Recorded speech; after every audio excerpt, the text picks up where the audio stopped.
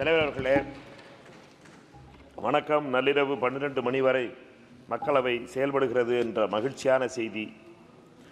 குடியரசுத் தலைவர் அவர்களின் உரைக்கு நன்றி தெரிவிக்க எனக்கு வாய்ப்பு தந்த எதிர்க்கட்சி தலைவர் அவர்களுக்கும், அதேபோல மூன்றாவது முறையாக என்னை இங்கு அனுப்பி வைத்த விருதுநகர் வாக்காளர் பெருமக்களுக்கும் நன்றியை தெரிவித்துக் கொள்ள விரும்புகின்றேன். மதவாதத்தை வீழ்த்திய தமிழ் மக்களுக்கு நன்றியை தெரிவித்துக் கொள்ள விரும்புகின்றேன்.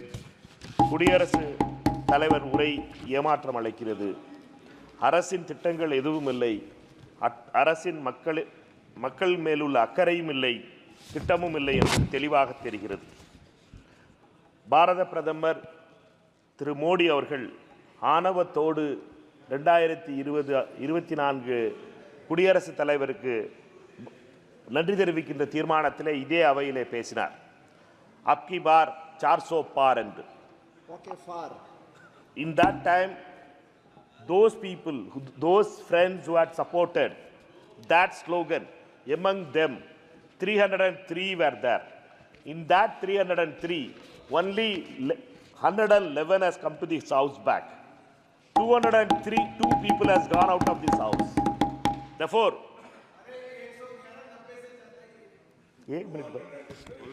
3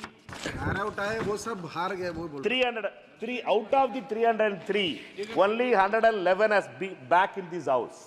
Therefore, people has been very clear that whomever supported that arrogance of that Abki Bar 400 par, they had all been sent out of the parliament. New friends has come in, and the people has been, there is a sea change in the composition of the house. Therefore, 220 among the ministers, 22 ministers has lost this election. Therefore, this election has been a historic thing that you can't be arrogant to the people of India. வெறுப்பு அரசியல், மத அரசியல், அதானிக்கான அரசியல், அம்பானிக்கான அரசியல் தோல்வி கிடைத்துள்ளது. பெரும்பான்மை இழந்து 2240 இடம் பெற்று 272 இடம் கூட பெற முடியாமல் தோல்வி அடைந்துள்ளது பாஜக. இன்று கூட்டணி கட்சிகளோடு சேர்ந்து ஆட்சி அமைத்திருக்கிறார் திரு மோடி அவர்கள். இந்த ஆட்சி எத்தனை நாள் நிலைக்கும் என்று யாருக்கும் தெரியாது. அதானியை 602வது இடத்திலிருந்து உலக பணக்காரராக 2வது இடத்திற்கு கொண்டு வந்தது மட்டுமே விகாஸ் என்று இவர்கள் அழைக்கின்ற விகாஸாக இருக்கின்றது. 80 கோடி மக்கள் இன்னும் ரேஷன் கடையில் நம்பித்தான் வாழ்க்கை நடத்துகிறார்கள். நாள் ஒன்றுக்கு 100 ரூபாய் மட்டும் வருமானம் வருகின்ற 80 கோடி மக்கள் இன்னும் இந்தியாவில் இருக்கிறார்கள். பெரும் பணக்காரர்களுக்கான அரசாக மோடி அரசு செயல்படுகிறது. அவர்களின் பணத்திலே பத்திரிகைகள் விலைக்கு வாங்கப்படுகின்றன, தொலைக்காட்சிகள் விலைக்கு வாங்கப்படுகின்றன. அவர்கள் புகழ்பாட அதை பார்த்து ரசிக்கிறார் திரு மோடி அவர்கள். சங்கிகளுக்கு தோல்விகள் தொடர்கின்றன. தமிழ் மக்களுக்கு துரோகம் செய்தவர்களுக்கு என்றும் தோல்விதான் வரும். சமூக நீதி வெற்றி பெற வேண்டும். சாதிய கணக்கு அவசியம். ஓபிசி, எஸ்சி, எஸ்டி மக்களுக்கு 50% இடஒதுக்கீடு உயர்த்தப்பட வேண்டும். 75% ஓபிசி, எஸ்சி, எஸ்டி மக்களுக்கு இடஒதுக்கீடு உயர்த்தப்பட வேண்டும். அதுவே உண்மையான சமூக நீதியாக இருக்கும்.